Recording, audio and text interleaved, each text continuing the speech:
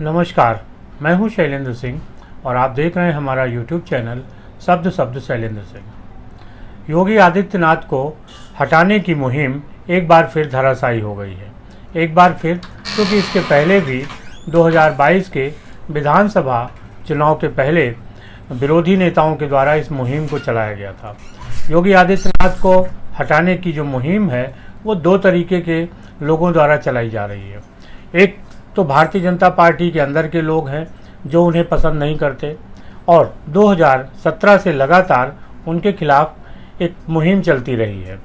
दूसरे विपक्ष के लोग हैं जिनको ये लगता है कि अगर योगी आदित्यनाथ को हटा दिया जाए तो फिर भारतीय जनता पार्टी को उत्तर प्रदेश में हराना आसान होगा और वो अपनी सरकार बना सकते हैं। दरअसल दिल्ली और लखनऊ के बीच टकराव हमेशा रहा है। उसका कारण ये रहा है कि लखनऊ यानी उत्तर प्रदेश की राजधानी, उत्तर प्रदेश 80 सीटों वाला लोकसभा सीटों वाला प्रदेश है और जब उत्तराखंड का विभाजन नहीं हुआ था तो 85 लोकसभा सीटें उत्तर प्रदेश से आती थी।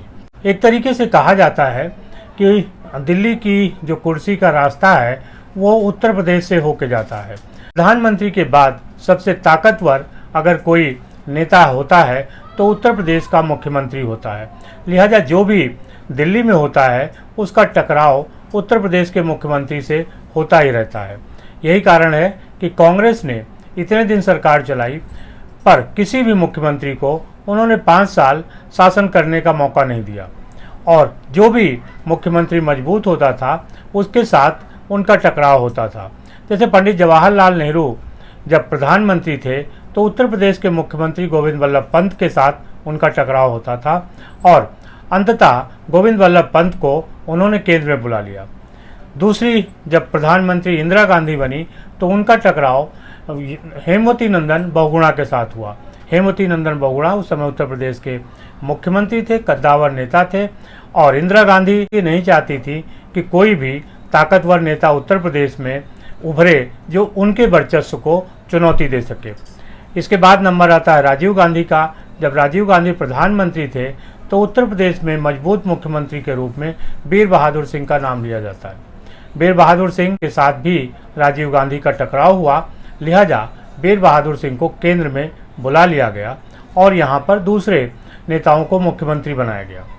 अगर समाजवादी पार्टी के नेता अखिलेश यादव और बहुजन समाज पार्टी की नेता मायावती को छोड़ दिया जाए तो किसी भी मुख्यमंत्री ने उत्तर प्रदेश में 5 साल सरकार नहीं चलाया। योगी आदित्यनाथ इन दोनों से ऊपर हैं क्योंकि उन्होंने न केवल 5 साल सरकार चलाई बल्कि जब दूसरी बार वो चुनाव लड़ने गए तो चुनाव जीत कर आए और फिर वो मुख्यमंत्री बने। तो उत्तर प्रदेश के इतिहास में ये पहला मौका है जब योगी आदित्यनाथ 5 साल सरकार चलाने के बाद दोबारा जीत कर आए और मुख्यमंत्री बने। मंत्रियों के साथ टकराव सिर्फ कांग्रेस में नहीं होता रहा है, भारतीय जनता पार्टी में भी इसका उदाहरण देखने को मिला है।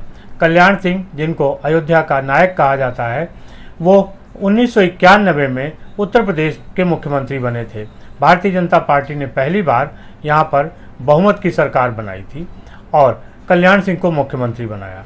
कल्याण सिंह की खासियत ये थी कि उनके साथ अयोध्या आंदोलन जुड़ा हुआ था और उस दौर में अयोध्या आंदोलन प्रखर रूप में आगे बढ़ रहा था। जिस समय कल्याण सिंह मुख्यमंत्री थे 1992 में कार सेवा के दौरान अयोध्या का विवादित ढांचा ढहा दिया गया, लिहाजा कल्याण सिंह की सरकार बर्खास्त हो गई और कल्याण सिंह के साथ ही साथ हिमाचल प्रदेश, राजस्थान और मध्य प्रदेश, इन 4 राज्यों की भारतीय जनता पार्टी की सरकार को उस समय की कांग्रेस की सरकार और प्रधानमंत्री वीपी नरसिम्हा राव ने बर्खास्त कर दिया। कल्याण सिंह दोबारा मुख्यमंत्री बने 1997 में, जब बहुजन समाज पार्टी के साथ उनका गठबंधन था और मायावती के साथ 6 महीने का एक टारगेट था। मायावती ने अपने 6 महीने तो पूरे कर लिए, लेकिन जब कल्याण सिंह की बारी आई तो उन्होंने कल्याण सिंह को धोखा दे दिया। इसके बाद कल्याण सिंह और दूसरे नेताओं ने बहुजन समाज पार्टी को तोड़ दिया और फिर गठबंधन की सरकार बनाई। उस समय सबसे बड़ा मंत्रिमंडल 93 विधायकों का कल्याण सिंह का बना था, जिसको जंबो मंत्रिमंडल कहा गया था। लेकिन कल्याण सिंह ने मंत्रिमंडल भले बना लिया मुख्यमंत्री बन गए, लेकिन भारतीय जनता पार्टी के अंदर ही उनका विरोध शुरू हो गया।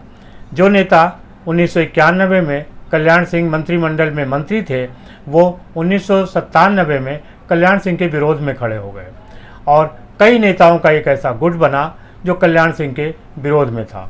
और उस समय प्रधानमंत्री थे अटल बिहारी वाजपेयी।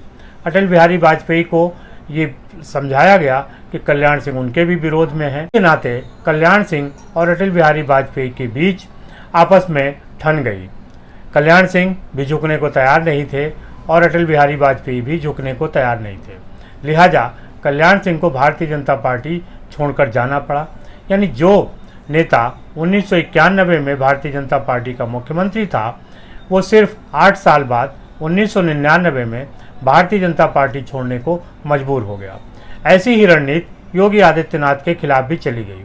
लोगों को लग रहा था कि योगी आदित्यनाथ जिस मूड के नेता हैं, विद्रोह कर जाएंगे और उस विद्रोह का लाभ उन लोगों को मिलेगा जो योगी आदित्यनाथ को हटाना चाहते हैं।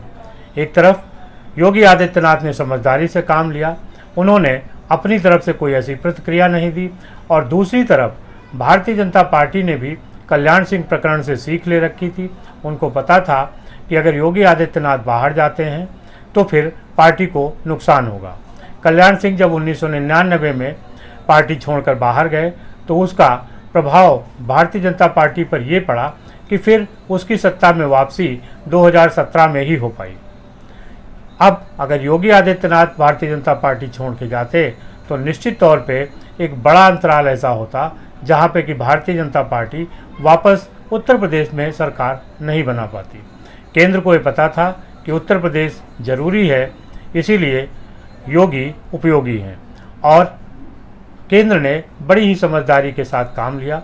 उन्होंने योगी के विरोध में जो नेता अभियान चला रहे थे उनको भी समझाया, और जो बाकी छोटे बड़े इस तरीके के बयान देने वाले नेता थे उनको भी अपनी बातों पे लगाम लगाने के लिए कहा गया। इससे जो योगी के खिलाफ एक मुहिम थी वो शांत हुई और वापस योगी आदित्यनाथ अपने दोनों डिप्टी सीएम यानी केशव प्रसाद मौर्य और ब्रजेश पाठक के साथ मीटिंग करने लगे। और इस मीटिंग की जब फ़ोटो बाहर आई तो लोगों को ज़रूर पता चला कि भाई अब भारतीय जनता पार्टी का मसला अंदरूनी सुलझ गया है। दूसरी तरफ विपक्ष लगातार भारतीय जनता पार्टी के इस अंतर्कलह का माखौल उड़ा रहा था। उसे ज़रूर सेटबैक लगा कि आखिर भारतीय जनता पार्टी ने अपने झगड़े को पार्टी के अंदर ही सुलझा लिया है। अब ये झगड़ा कितने दिन सुलझा रहता है ये देखने वाली बात है, लेकिन ये उम्मीद की जा रही है कि जो उत्तर प्रदेश के उपचुनाव हैं, कम से कम तब तक अब कोई विरोध की बात नहीं होगी, और फिर जैसा रिजल्ट होगा उस हिसाब से दोबारा विरोध का स्वर उभर सकता है। भारतीय जनता पार्टी न पहले वाली भारतीय जनता पार्टी है कि जो कल्याण सिंह जैसा प्रयोग कर जाए, और ना ही योगी आदित्यनाथ अब उस तरीके से व्यवहार करते हैं जैसा कल्याण सिंह ने किया था। योगी आदित्यनाथ के साथ ये जरूर है कि वो भारतीय जनता पार्टी संगठन के नेता नहीं है। उनका अपना एक कद है। मुख्यमंत्री बनने के बाद जो उनकी उत्तर प्रदेश की सीमा के बाहर उनकी लोकप्रियता है वो अपने आप में एक अलग है। और योगी आदित्यनाथ के साथ सबसे बड़ी खासियत यह है कि उत्तर प्रदेश की जनता उनके साथ है। भारतीय जनता पार्टी के लोग भले ही किसी तरीके से उनसे नाराज़ हों, उनको की मुहिम में शामिल रहे हों, लेकिन जो जनता है वो योगी आदित्यनाथ के साथ है, और ये बात भारतीय जनता पार्टी हाईकमान समझता है। शायद यही वजह है कि भारतीय जनता पार्टी हाईकमान ने योगी आदित्यनाथ के पूरे मसले को लेके बहुत ही सहयोगात्मक रुख रखा, लिहाजा इस मुहिम को ठंडा किया जा सका। ये बात और है कि अभी भी जो विपक्ष है, ख़ास तौर से समाजवादी पार्टी और कांग्रेस, वो योगी आदित्यनाथ को हटाने की मुहिम लगातार अभी भी चलाएगा। उनके जो मीडिया है, उनके जो पत्रकार हैं, उनका जो एक इकोसिस्टम है, वो लगातार डेट पर डेट देगा कि अब 2 महीने बाद योगी हटाए जाएंगे, अब 6 महीने बाद हटाए जाएंगे, अब साल भर बाद हटाए जाएंगे। ये सिलसिला 2017 से चल रहा है। उनके कुछ लोग लगातार इसी मुहिम पर हैं कि योगी आदित्यनाथ को हटाया जाए, हटाया जा रहा है। बावजूद इसके योगी आदित्यनाथ ने अपने 5 साल पूरे किए, दोबारा वो सरकार में आए और अब पूरे आत्मविश्वास के साथ अपनी दूसरी पारी की सरकार चला रहे हैं।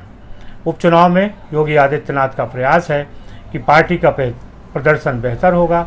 उन्होंने 30 मंत्रियों की एक टीम इसके लिए गठित की है, जो एक एक विधानसभा के जिम्मेदार होंगे और उम्मीद की जाती है कि भारतीय जनता पार्टी का परिणाम बेहतर आएगा, जिससे योगी आदित्यनाथ और मजबूत होंगे और जनता के लिए वो बेहतर काम कर सकेंगे। आपको क्या लगता है ज़रूर बताइएगा। शुक्रिया, धन्यवाद।